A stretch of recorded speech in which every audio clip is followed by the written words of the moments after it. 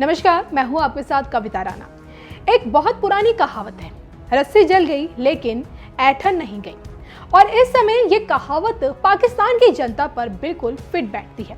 एक तरफ जहां देखिए इमरान खान को ये समझ में आ गया है कि भाई मोदी से पंगा लेना कितना महंगा है, तो वहीं दूसरी तरफ पाकिस्तान की जनता ये कह रही है कि भारत के साथ कोई मेल मिलाप नहीं होगा। आपको यहाँ ये जरूर बता दें कि पाकिस्तान के प्रधानमंत्री इमरान खान शुक्रवार को देश की पहली राष्ट्रीय सुरक्षा नीति को जारी करने जा रहे हैं। और ऐसे में ये बताया जा रहा है कि इस गोपनीय सुरक्षा नीति में भारत के साथ अगले 100 साल तक दुश्मनी नहीं करने पर जोर दिया गया है। और इतना ही नहीं, इमरान खान ने यह भी फैसला लिया है कि कश्मीर के मुद्दे को ठंडे बस्ते में डालकर पाकिस्तान अपने पड़ोसी मुल्क से एक बार फिर दोस्ती करने को बिल्कुल तैयार है। यानी कि कुल मिलाकर कहें तो आर्टिकल 370 के हटने के बाद से भारत पाक के बीच जो व्यापार संबंध ठप पड़ गया था, अब उसे फिर से बहाल करने पर इमरान खान अपनी सुरक्षा नीति पर जोर दिए हैं। लेकिन इमरान खान की ये नीति पाकिस्तान की आवाम को पसंद नहीं आ रही है। किसी भी देश की सुरक्षा नीति पूरी तरह से गोपनीय रहती है, लेकिन पाकिस्तान की सुरक्षा नीति का कुछ अंश मीडिया में लीक हो गया है और जिस वजह से पाकिस्तान में सियासत गर्मा गई है।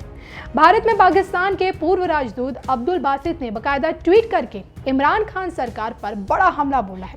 अब्दुल बासित ने बकायदा ट्वीट करके ये कहा है, क्या पाकिस्तान के राष्ट्रीय सुरक्षा नीति को भारत के साथ बातचीत और व्यापार शुरू करने का सुझाव देना चाहिए, वो भी तब जब हिंदुस्तान कश्मीर पर समझौता करने के लिए तैयार नहीं है। मैं कहना चाहूंगा कि ये बहुत बड़ी गलती होगी। इससे पाकिस्तान की कश्मीर नीति कमजोर हो सकती है। अब देखिए, पाकिस्तान की जनता कश्मीर को लेकर अभी भी ये दावा करती है कि ये उनकी समस्या है, क्योंकि कश्मीर हमेशा से भारत का था और रहेगा। खैर, इमरान खान के इस फैसले का पाकिस्तान में जमकर विरोध तो किया जा ही रहा है। और अगर दूसरे शब्दों में कहें तो इमरान खान अपनी नीति को लेकर अपने ही लोगों के बीच घिर चुके हैं। अब पाकिस्तान में चल रहे इस विरोध के बीच डॉन अखबार के चर्चित लेखक जाहिद हुसैन ने यह कहा है, इमरान खान सरकार के लिए इस पहली सुरक्षा नीति को लागू करने के लिए एक व्यापक राष्ट्रीय सहमति बनाना एक वास्तविक चुनौती होगी। अब आपको ये भी जरूर बता दें कि पाकिस्तान ने ये राष्ट्रीय सुरक्षा नीति साल 2022 से 2026 तक के लिए बनाई है और इसमें भारत और अन्य पड़ोसी देशों के साथ दो तरफा व्यापार और निवेश करने को बढ़ावे पर जोर दिया गया है। साथ ही देखिए, पाकिस्तान की आर्थिक सुरक्षा को मजबूत करने पर भी जोर दिया गया है। तो वहीं राष्ट्रीय सुरक्षा नीति से जुड़े एक अधिकारी ने पाकिस्तान अखबार एक्सप्रेस ट्रिब्यून से ये भी कहा, हम अगले 100 साल तक भारत के साथ बैर नहीं करेंगे। इस नई नीति में पड़ोसी देशों के साथ शांति पर जोर दिया गया है। इस मुद्दे पर अगर बातचीत और प्रगति होती है तो इस बात की संभावना है कि भारत के साथ पहले की तरह से व्यापार और व्यावसायिक संबंध सामान्य हो सकते हैं। तो पाकिस्तान ने जो सुरक्षा नीति तैयार की है उसमें भारत के लिए देखिए तमाम बातें कही गई हैं, जैसे कि भारत के साथ रिश्तों को सही रखना और एक बार फिर से देखिए व्यापार संबंध को मजबूत करना और भी बहुत सी बातें इसमें शामिल हैं। चलिए इसे भी आपको हम वाकिफ कराते हैं। पाकिस्तान अगले 100 सालों तक भारत के साथ दुश्मनी नहीं करेगा।